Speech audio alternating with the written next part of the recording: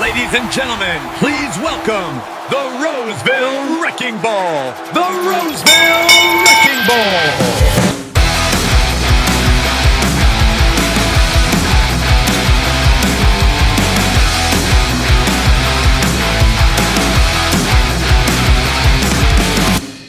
Joshua Shrum.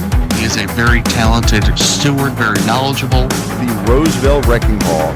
This is one of those podcasts where I listen to every episode. I love what he's putting out there. The Roseville Wrecking Ball. Josh Shrum. Parcels of Knowledge. Does a fantastic job with that podcast. The Roseville Wrecking Ball. He is an Article 8 scholar, and thank God. We need Article 8 scholars right now. Tune into the Parcels of Knowledge podcast while you're on the route. That's the mailman's playbook, brother. Good morning and welcome back to Parcels of Knowledge, that podcast dedicated to delivering knowledge to the city letter carrier with your host, the Roseville Wrecking Ball. Today we have a short one. I gotta make it quick. I got some work to do on my car, but I figured I'd put one out there because I've been wanting to do this one for a while. First, I'm going to give a shout out, though. I told someone I would. Beyond the Satchel.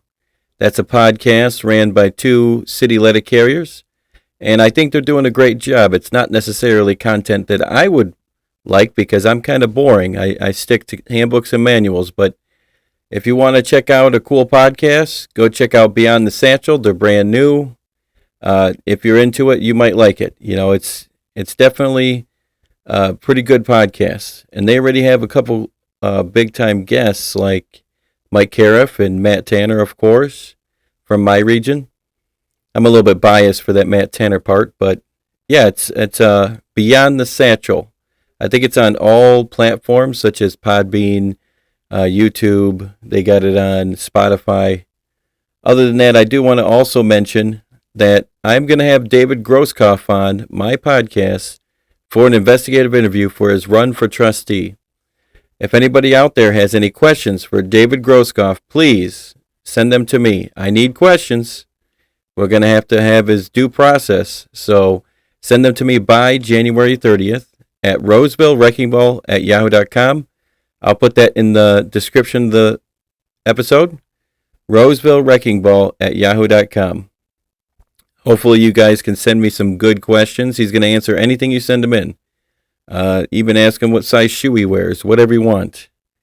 He's going to ask it all, and he's going to answer it all. But on to today's topic, I want to talk about discipline. Particularly, I'd like to talk about failure to discharge your duties discipline, which I think is oftentimes management will charge you unnecessarily. You know, it's just one of those things that add to the charges, even if it's not. But particularly, I would like to talk about failure to discharge duties cases in which the carrier simply was going too slow or didn't meet management's expectations, and they think that it equivalates to discipline. And I'm going to tell you how to defeat those. I got 4 different sites here. First, I'm going to cite from the M39. This alone, these 4 things alone are not going to defeat it, but I'm just here to give you an extra 4 different sites. A lot of what you're going to experience is situational, of course. So, you know, you're going to have to apply your knowledge based on what the actual circumstances are. But I got some excellent sites here. The Postal Service themselves in the M39, that's Management's Handbook, has written some good defenses for these types of cases. First one's going to be Section 115.1, Basic Principle. In the administration of discipline, a basic principle must be that discipline should be corrective in nature rather than punitive. No employee may be disciplined or discharged except for just cause. The delivery manager must make every effort to correct the situation before resorting to disciplinary measures. All that together reads that management must make every effort to talk to this individual about what they're unhappy about, talk to this individual about what they need to change, if it's possible, and correct the situation rather than be punitive. Normally, these actions are punitive.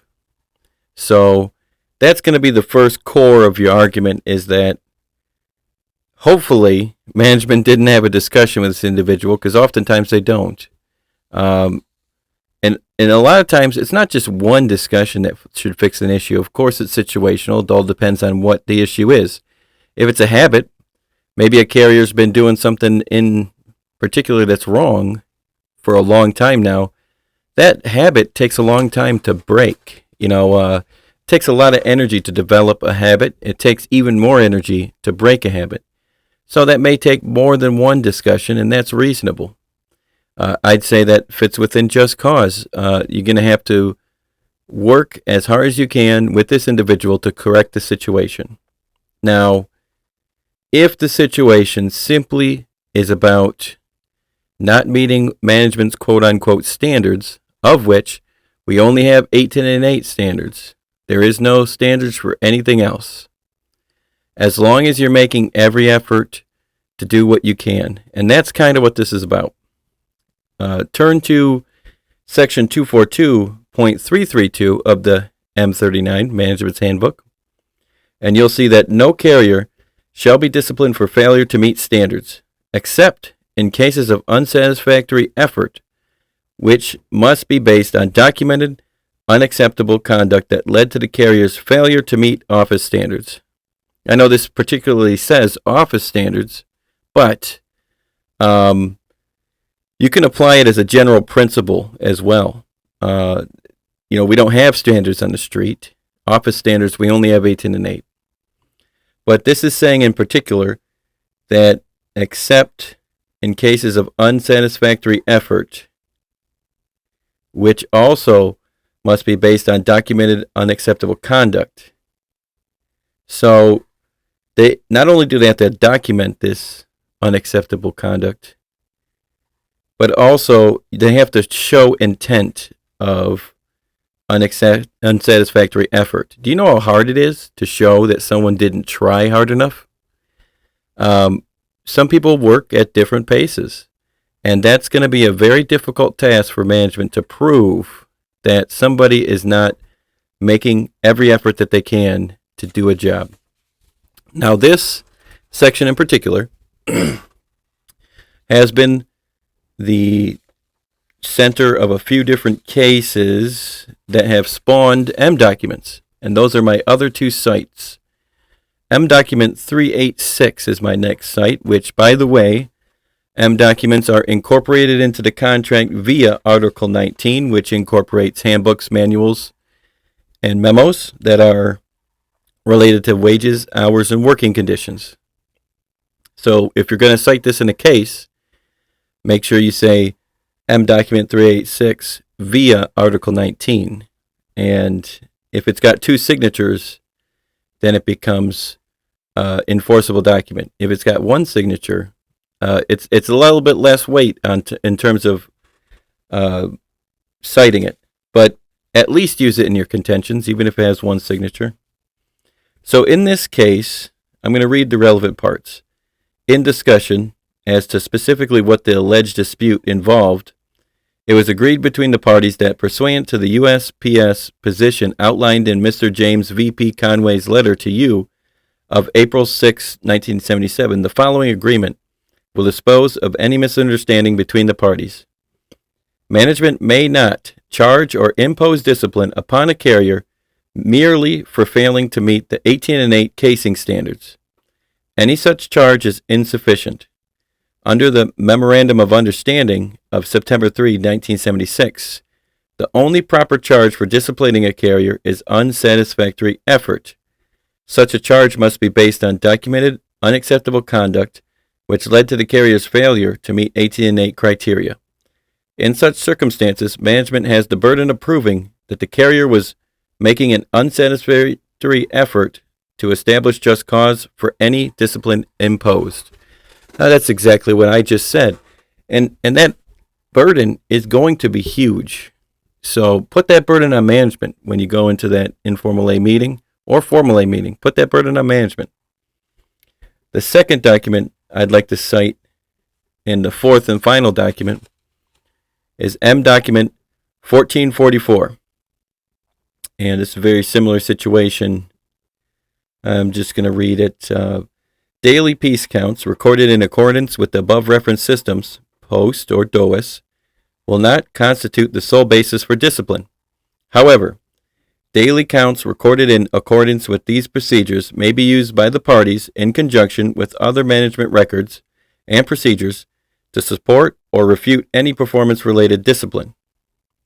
This does not change the principle that, pursuant to Section 242.332 of the M39, no carrier shall be disciplined for failure to meet standards except in cases of unsatisfactory effort, which must be based on documented, unacceptable conduct that led to the carrier's failure to meet office standards.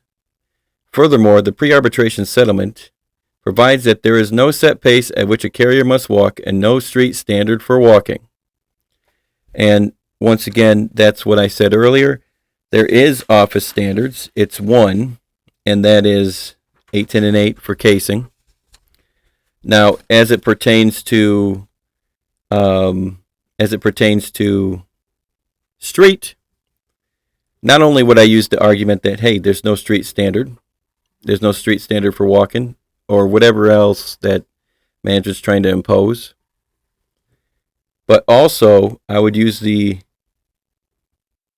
principle that you can't be disciplined for failure to meet any sort of standard. If management's saying that you didn't get back in time or do this or that, you can't be disciplined for failure to meet standards except in cases of unsatisfactory effort, which must be documented, and unacceptable conduct. So, once again, that's a high burden to prove, and management must prove that burden. I think that's some pretty powerful tools in terms of protecting ourselves out in the street. Don't forget, and in the office, don't forget though, if you are in the street, you are going to have to use your reporting requirements. Reporting requirements are not necessarily standards, but they're expected. So if you're not making it in by this certain time that management might expect you to, which maybe they'll file or charge you with discharge of duties if you fail to do so, then you got to at least report that you're not going to make it in time. I would suggest using a scanner message, because oftentimes scanner messages are not as hostile as calling management and talking to them, which is sad to say, but also scanner messages have documented of what every individual is saying. So not only is it good for avoiding a hostile conversation, but also it's good for keeping record. Take a picture of all this text messages on the scanner. I would not recommend you taking the text message by the phone, by your personal cell phone. Don't use your cell phone in the performance of your duties unless you really, truly want to. But use the scanner. Text them, hey, I'm going to be later than you expected. And make sure to do it in a timely manner. And as long as you do that, you can't be disciplined for anything that's particularly related to performance unless you show unsatisfactory effort. And it has to be documented. So we're going to have to make sure that management proves that burden. And they won't, because they are not the brightest light bulbs out of the bunch. And it takes a whole lot of them to screw in a light bulb as well. But anyway, I do want to mention one thing. For those individuals who are STEPI representatives or those individuals who are presidents, I did get a concerning message, and the events have already unfolded like years ago. I think it was 2020. So it's been a long time, but it still makes me uneasy to see what happened before and what could happen in the future. I want to talk about, we had a typo on an individual's discipline. When that individual had a letter warning, they sent it up to Step B. Step B upheld that letter warning only for 6 months. But instead of calling it a letter warning, they made a typo. I'm sure they have a lot of cases. Maybe they're dealing with other cases. And they accidentally said 14-day suspension throughout the whole document. That is an incredible typo that will be detrimental to that carrier. I just can't understand why someone would be so careless as to not realize that they're writing the wrong discipline. Maybe they let management write the settlement. But we got to make sure we're better than that. And I saw proof of it myself. I saw the discipline. It was a letter warning. The entire Steppy decision referenced it as a 14-day suspension. This carrier thought that they had been imposed a higher discipline, which is I highly doubt was the case. Why would Steppy decide to impose a 14-day suspension where management issued a letter warning? That's ridiculous. It's very likely that this individual had experienced a typo, and as a branch president, we got to make sure we're contacting the NBA's office to fix typos of any kind, but especially this drastic in nature. Make sure you make that commitment, branch presidents or Step Bs. Make sure you make the commitment not to make typos, because you're dealing with our livelihood, especially with discipline. But I appreciate everything you do. Don't take that as a slight, man. Step Bs, and there's a lot of good Step Bs. There's a lot of good branch presidents. So, just make sure that we're not making these typos, because it's ridiculous what kind of harm that could have caused that individual if they had been issued the next step of discipline within those 6 months, which would have been a removal, when they should have been on a 7-day or less. Either way, I really hope you guys learned something valuable today. And as always, have a good day out there. If these guys are getting educated, we will be in big trouble.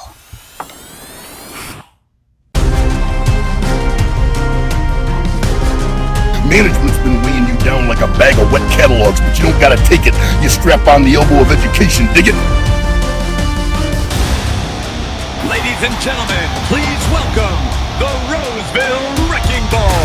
The Roseville Wrecking Ball. The Roseville Wrecking Ball is an Article 8 scholar, and thank God, we need Article 8 scholars right now. The Grievous Genius and the Roseville Wrecking Ball doing amazing work. Tune into the Parcels of Knowledge podcast while you're on the route. That's the mailman's playbook, brother.